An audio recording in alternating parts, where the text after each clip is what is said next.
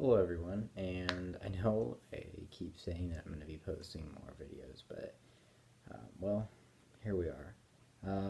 So I kind of went to this party a couple weeks ago, and it wasn't really my crowd of people, and it was pretty boring to be honest. But so I had some time to myself because I didn't know anyone, and so there's like free food and free drink.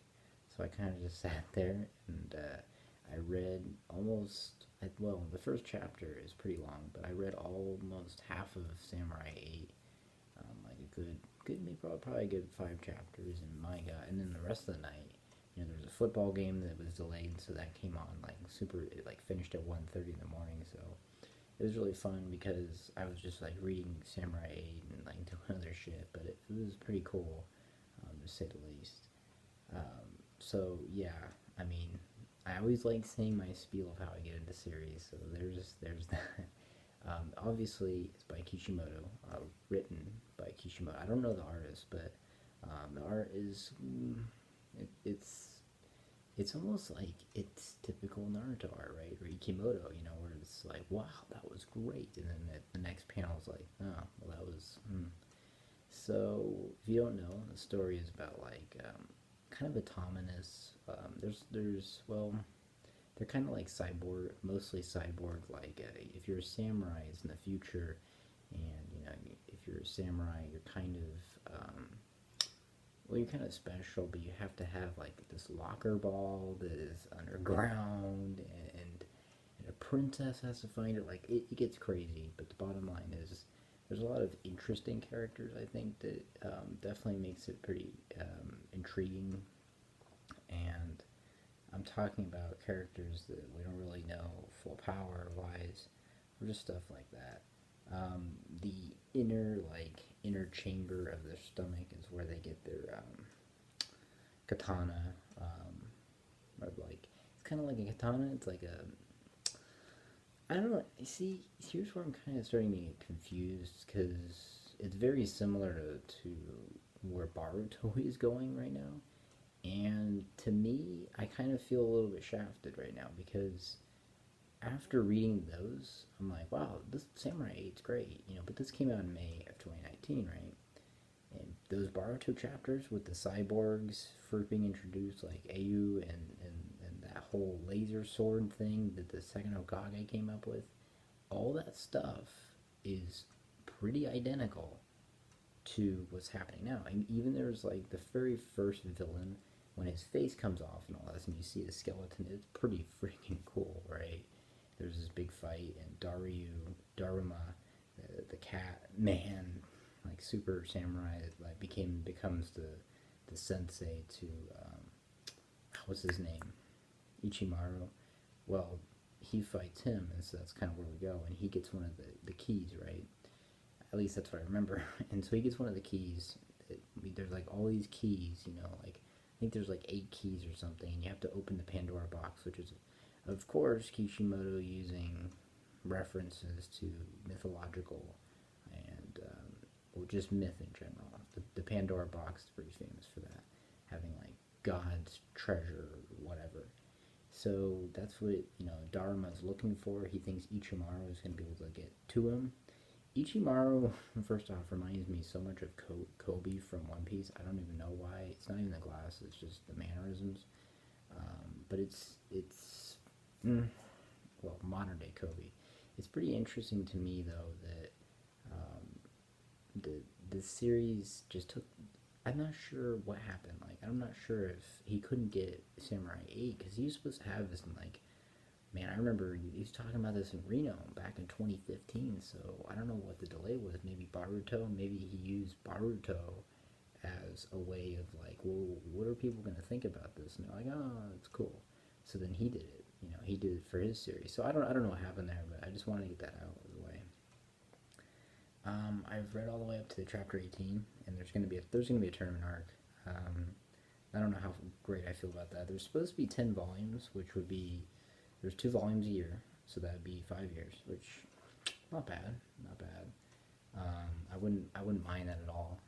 Um, it definitely has my interest though. When it comes to the fights, when it comes to the world building, there's more world building in this, and this is a redemption for Kishimoto because he's always had a hard time writing women characters, female characters, and he's always had a really hard time, I think, with the world building because Naruto is very much based around characters. That's what it was. I think it was a good thing because he didn't say like, "Oh, I'm trying to be like One Piece." He said no, characters only. That's why we had all these backstories, all that kind of crap. Which it was good, but in hindsight, it got a little bit redundant. So it's good that in Samurai 8, we're kind of like Anna. I'm not gonna lie, I'm gonna draw Anna because I really like An's character a lot because she's kind of like that typical anime girl, where they stutter and all that. But the way that she stutters, it comes from a very genuine way. Like it's not like to me, it's not like a normal anime girl trait. It's more of like she has a speech impediment and she is very nervous around people. And I think to a degree, I don't think she values herself as much as maybe she should. And I think that's cool. I think her little heart thing is cool. The freckles are definitely cool. I There's actually already a love triangle. I don't know what he's doing, but there's already a love triangle between because she's the princess of Ichimaru, and but there's also this really weird like foreshadowing. So this makes me think that Kishimoto is actually going to finish this pretty quickly because there's actually this panel of like Ichimaru with his like his basically soul katana, his inner soul like chamber, his mastery of it. And he's got this big robe, his hair's all grown out, and the princess is there next to him. It's like these people, you're gonna be this samurai. It's gonna obviously it has to be him. It can't be another character. So pretty cool foreshadowing because we actually see it. So maybe he actually did get that from Naruto too because we saw Naruto's design. I mean, it's so hard to take yourself out of the Naruto verse with this because I mean, you have characters like the first villain looking like Hedon, and it's just so weird to me that it's just he needed to really make a series that just separated it, but that didn't happen. But what he can do is write different characters, different settings. It's space, which I mean, I just got into Cowboy Bebop and I'm like at episode 19, and that's what I've been doing in the free time instead of these YouTube videos. My God, that's such a great show. So if they can have adventures like that, I hope that they add another crewmate. They just got into, or space crew, they just got into kind of this confrontation with these two robbers that are like Ronin, which is interesting, and the other dude's mannerism was actually pretty funny. In fact, that's something else I want to talk about briefly. Is that it's actually pretty funny. Like, I'm not someone like you guys have seen my reactions. You guys know. I mean, I'm used to One Piece now, where like I get a array of emotions. Like sometimes I'll laugh, and like next will be like, whoa, whoa, whoa, what's the hell's happening? And then I'll cry, and then like, like I'll admit, like in this series, I haven't felt that emotional like impact yet. And the crazy thing is, normally that wouldn't matter, but like Ichimaru's like spoilers big time. If you don't want to hear this, then go do whatever. But Ichimaru's dad, a surrogate dad in a lot of ways, dies, and there's this like rainy scene, and I think someone said it best a while ago when they said, I really am getting tired of the rain scene. Someone told me this. I'm getting really tired of the rain, like a funeral kind of thing, and then it rains, and it's interesting. I think Kishimoto never was really like he never had really people that were affectionate like touching him. In Japan back then it was kind of like that, but it's pretty clear. Like Oda has a lot of people, One Piece that handshake and do these things. Even when Ace died, it was like that. So here, like his dad, like he's not even touching him, man. He's just like, I think he might be holding his hand, but beyond that, it just there's something that very seems like a wall, a wall of I just can't feel for this character. And it wasn't just binge reading it; it was just he didn't feel like a character that was just well written. We will know more information because he's kind of like the scientist or something behind. There's all these clones, and oh my god, the villains. Oh, they had potential. They did have potential. Already, they're Kage, man. They're Zetsus because the problem is, see, it's so hard to take yourself out because the bottom line is they're all clones of Ichimaru, which is okay. You know, maybe a couple of them will actually be decent, but they're all clones. That just doesn't. There's so many though. There's like 7 clones, which is disappointing. I think it's a little disappointing because I actually wanted straight villains, like oh my god, I just was reading Hunter x Hunter and like the Phantom Trooper, like by far my favorite group of villains, maybe ever. Those kind of things, we needed that. We really, really, really did need that because the Akatsuki, they worked in pairs. They weren't very like cohesive as like you could never imagine them actually fighting somebody. So like as a group, so it just and they're all white faced and well, but then there's this other dude. He has this weird like kind of like he's got like this mask with like 2 fangs and get this like crazy like I don't know. You gotta check it out. This villain is pretty cool. Like Daruma, like he does this crazy attack. His sword also has these like little beads, which is really really cool. And he like blasts this dude away, and he was like almost disintegrated, and like he looks like a wet cat afterwards. And so I don't know. I think it was pretty cool. I think the fight's pretty great. But another thing that's kind of weird is there's kind of a lot of hate garnered around it because kind of for the wrong reasons.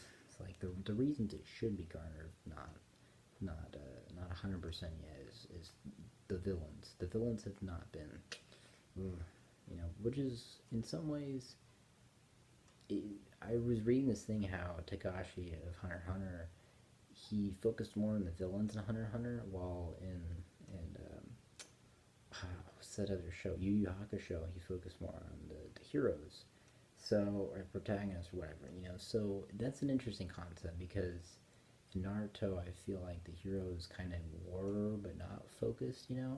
So it's got a lot of potential here for Kishimoto to focus on the heroes like, solely. Like the villains are so lackluster that you are focused, like narrowed in. And there's also this cool thing on name I forgot to mention earlier that her name, like Dharma, is like, oh yeah, your name has to do with like the beginning of time or something. Like it's a very important name. It's like kind of like when the monks say like that kind of thing, for like the peace and tranquility. So it's pretty important. I didn't know that, so that's cool. Like it's cool when I actually learn something about Japan from the writing that I wouldn't have normally learned just by the way that the speech patterns are. I think the coolest, that's really cool. I like to see more of that. The princess, the whole thing is a little weird, but I think it's cool. I guess they left that planet. Oh, and then there's this other chick. I forgot to mention she doesn't know if she wants to be a man or a woman, but it's kind of clear because Kishimoto doesn't usually try to hide this. So it's clear that, I think it's clear that it's a woman. And it's really cool because she casually says the next, like, there's a scene where like this tank shows up and she thinks it's a cake, right? And so then this whole like fight ensues, all this stuff happens, and Ichimaru can't use the sword. Like this was back when he's using a regular katana, right? He can't use it because it only works for the person that owns it. She owned it, right? And he crashed into her house earlier. I forgot to mention that. He crashed into her house earlier, ran into her, all that kind of stuff. So this chick and him, like, they combine slash this, and later she says directly to him, I want to cut, like, the next time I want to actually cut a real cake with you. Like, who says that? Like, that, honestly, I kind of like that just because, again, if Kishimoto's going to do something different, why not just have the characters straight, like, because Naruto and Hinata was not a direct thing, right? We needed a movie for that. So what if this Ichimaru guy is just like, what if this woman just wants him directly? I mean, that would be kind of fresh, I think. just for him as a writer. I'm not saying for the world of anime. I'm just saying for him. So that's also pretty cool. Yeah, pretty solid series. I know I'm probably forgetting something, but yeah, the soul thing, the soul katana is pretty cool. That's definitely like the major power up. Ichimaru seems like he's getting pretty strong pretty quickly, so I hope he doesn't get. If it's 10 volumes, that's fine. But if it's longer than 10 volumes, that's where I'm gonna start to worry. Like if it's gonna try to compete with like Black Clover and all those other series that are popular, it's gonna be hard. But then again, now that everyone's taking hiatuses, I mean, Kishimoto might actually be, where he wants to be, so that could be a good thing too. So yeah, I would say it's got potential. I mean, you cannot deny that it has potential right now. I would say maybe 8 out of 10, because you can't say that it's bad series because there's only been 18 chapters. It's a lot of pages in general, a lot of panels, but in terms of actual material, we've just gone through one arc. I mean, we just saw him and Dharma, like his sensei, like destroy an entire moon. So the the power level is way up here. So it's like Dragon Ball level power level. So that's gonna be interesting where that goes. But it'll also be interesting just to see, if this tournament arc brings something new to the table, what this new arc's gonna do, where these Ronin are gonna go, because his soul ability, oh, that was like Obito with his what do they call those? There's a name for them, Gamma Ubuntu or something. They were like those weird little black orbs. Like Madara didn't even use them. Like he used them like shit, and like Obito used them like in the coolest way, like a shell. And he had like this thing. Well, the bottom line is this dude's using it the same way. Kishimoto's were definitely recycling a lot of Naruto ideas, which is not so cool.